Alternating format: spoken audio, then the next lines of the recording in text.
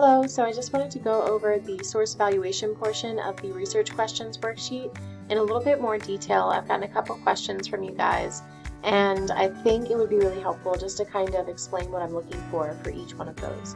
So for this first one, how does the information relate to your topic or answer your research questions? It doesn't have to answer all three of your questions. It could just answer one really specifically, or it could just be more general about your topic, and that's fine.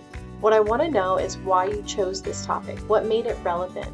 How do you see yourself using it in your research? For the intended audience, I want to know who the ideal audience is. Who is the one person who really needs this information, and then try to describe them. And I feel like everybody could probably get something out of these sources, but what I want to know is who really needs to get information out of this source. So try to think of who the best audience might be. For number 3, the author's purpose and how it affects the source's usefulness. If it's a persuasive or an informative or an entertaining article, how does that impact how you're going to use it in your research? And I feel like a lot of these are going to be informative, but you want to think about how that information is presented. Is it presented in a balanced way, or does it have a little bit of a bias? So coming down to the next set of questions, how the information relates to your topic is the same, intended audience is the same. Who created the website and when was the site last updated? So for who created the website, I'm looking at who's paying for the domain. Who decided that this information should be published online? So a lot of times you'll see an about or a contact us, and that'll give you that information, but sometimes you have to actually dig a little deeper and search for that organization in other places to see where they're coming from. Sometimes it's a political lobby group, and that obviously can have some bias to it. So it's really important to know that about your source. When the site was last updated, you're looking for anywhere on the page that has dates. So it should talk about when that post was updated, and that's something that's in the questions up here as well. But if you can't find that, you can also look for a copyright date. Copyright date is typically on the bottom of the page, and it's in really teeny tiny script. But if you can find that, then you'll know that it was updated. And if you can't find that, then that tells you something about the source too. It tells you that you don't know how relevant or current any of this information is because they haven't chosen to tell you when it was updated.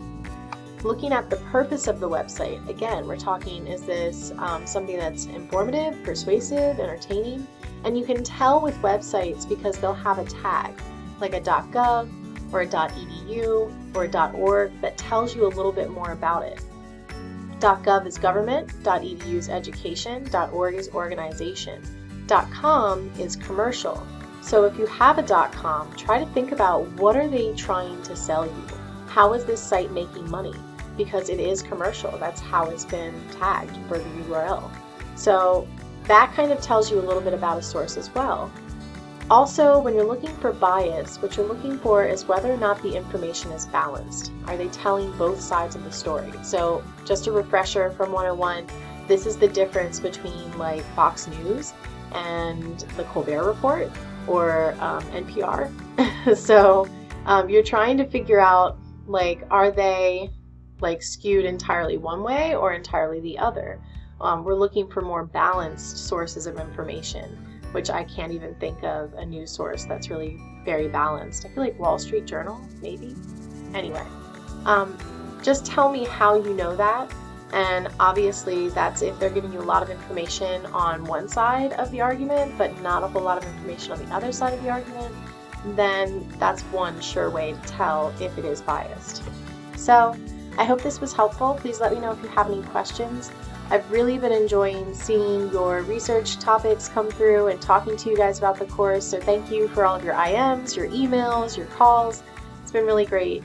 So I look forward to getting more of those, and don't forget to take your survey on when you would like your assignments to be turned in. All right, talk to you soon. Bye.